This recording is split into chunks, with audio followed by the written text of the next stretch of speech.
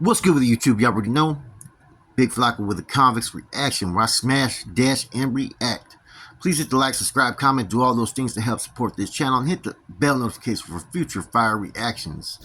So as you can tell by the title, man, we're going to be talking about 1090 Jake, Wacc 100. 1090 Jake recently was on Adam 22, discussing some things about why he believes Wacc 100 had issues with him. But first and foremost, let me let you guys know that on this channel, I have like 2 or 3 videos ready to drop, man. Some reactions I've done, some of my personal opinions on some subjects, and for some reason, everything's been turning yellow. So bear in mind, I'm trying to get this channel situated, but Real Talk with Flocka, there's going to be someone that's going to be taking over that channel. It's going to be a whole different, it's going to be called The Great Debate. And I'm going to let you guys know more about that soon, though. It's going to be something kind of interesting. I'm going to have to do a reaction to it. But let's get to this 1090 Jake thing. Okay, Wacc 100 has been pretty vocal about that. He doesn't really consider Bloods or Damus, Pyrus, whatever you want to call it, labels and so forth, that from out of state, he doesn't recognize them. And with 1090 Jake, as we know, he's a Blood from Florida. But not only that, it's kind of hard for some of these groups, right, Crips and Bloods, to have respect for someone that's white if they don't know them from being from the hood. Like Milk doesn't have really issues, Wacc 100 doesn't have issues, and there's a few white Bloods that don't have issues because they've been in the hood and they've earned their respect.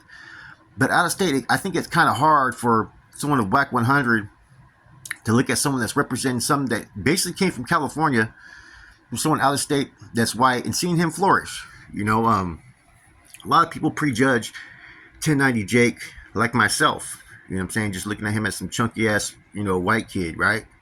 But he's actually pretty talented, man. He actually has a good breakdown on how he does his channel, man. And sometimes you can't always judge a book by its cover.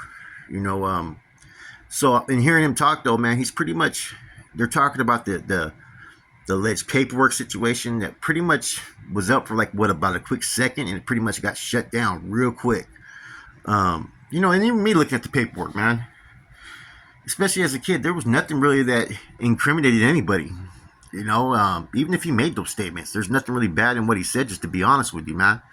And I come from one of the groups that has some of the strictest regulations, strictest policies and procedures in California.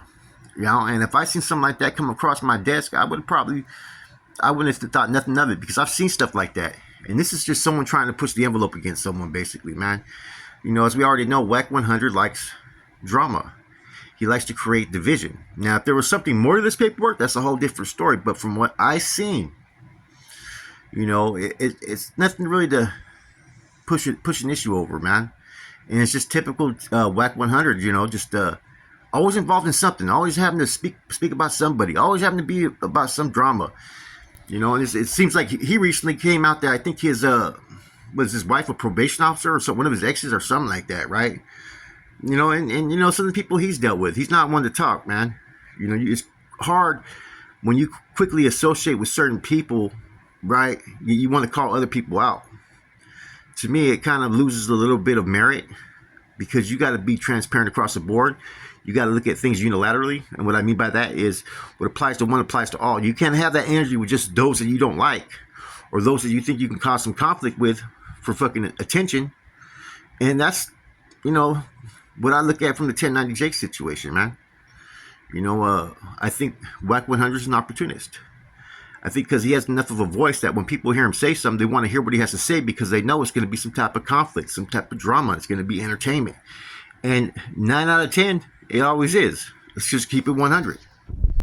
I was watching a little bit of 1090 Jake and Adam 22, which I don't really watch no jumper too much, but every once in a while I got to tap in and see what they're talking about. And, he was, 1090 basically said it, man. He goes,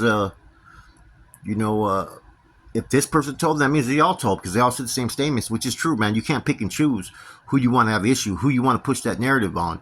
And I think that is another part of Wacc 100's issue with 1090 Jake, is that he became known to be one of the ones that on every major hip-hop artist, whenever there's any controversial paperwork or anything, he's the first to run it. And so I think that left Wacc 100 and a lot of probably other people with a bad taste in their mouth, to where they want to go after him any chance they can.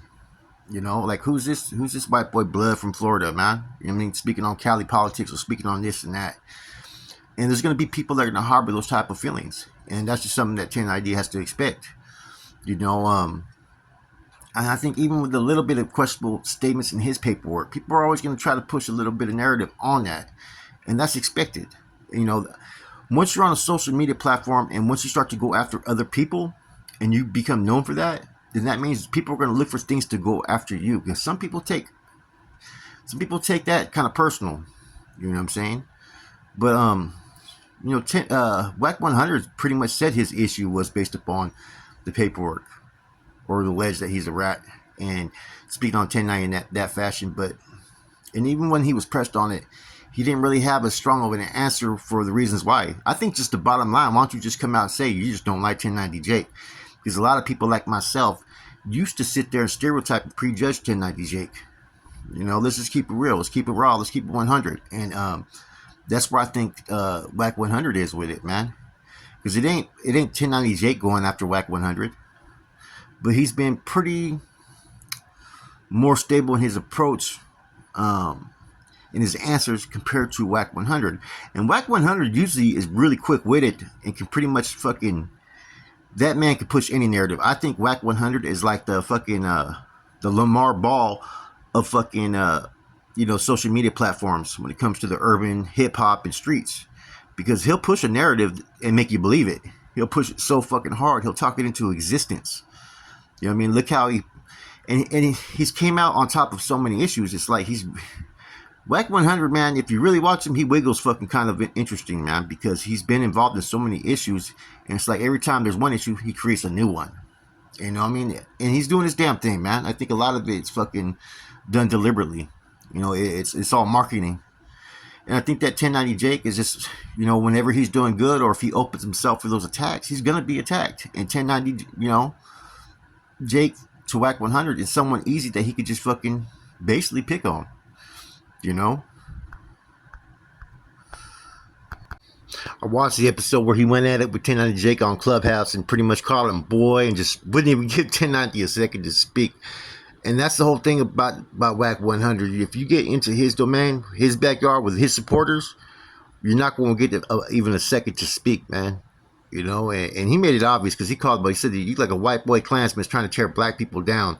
Is exactly what Wacc 100 said in reference to 1090 Jake. So you already know it's basically without Wacc 100 saying this and without me trying to put this on Wacc 100, it was basically racist. You know what I'm saying? Wacc 100 is cool with any race as long as you don't push a narrative against him and his people, period, or question anything. As soon as you question any of his fucking ethics or you know, what he represents or what he as a business owner or anything like that, right? Everything becomes racial. You know what I'm saying? Every fucking time, no matter what it is. But if you go along with the ride and agree with everything and be a yes man, then he's not going to go after you. He's going to support you as he does with Adam 22.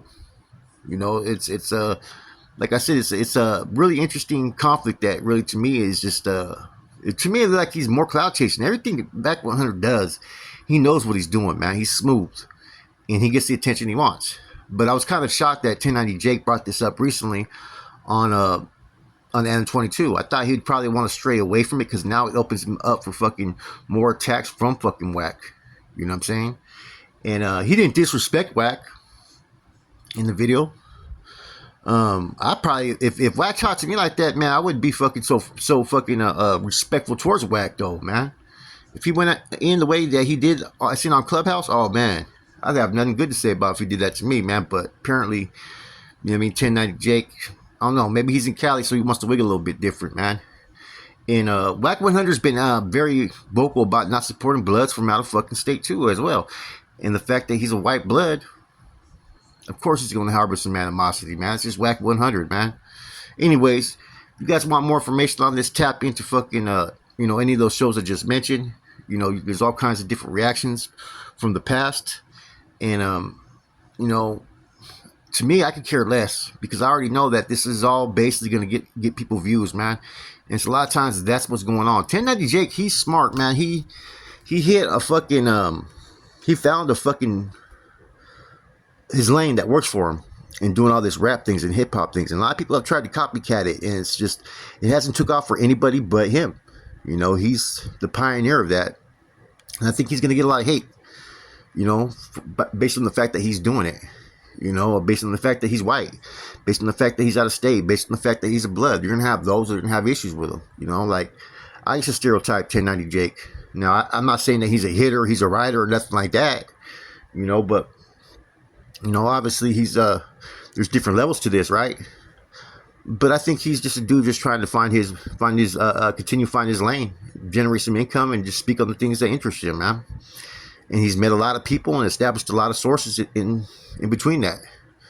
Wacc 100, he's Wacc 100, man. You just got to sit back and see what he's going to do next week. You know, he pretty much fucking, anybody that thinks they can go at it with him with fucking backdoor politics, sneaky shit, and all this, man, this dude's one step ahead of you. So whenever you fucking have to deal with this dude, tread carefully is all I got to say. With that said, it's your boy Flacco, Convicts Reaction. I'm out.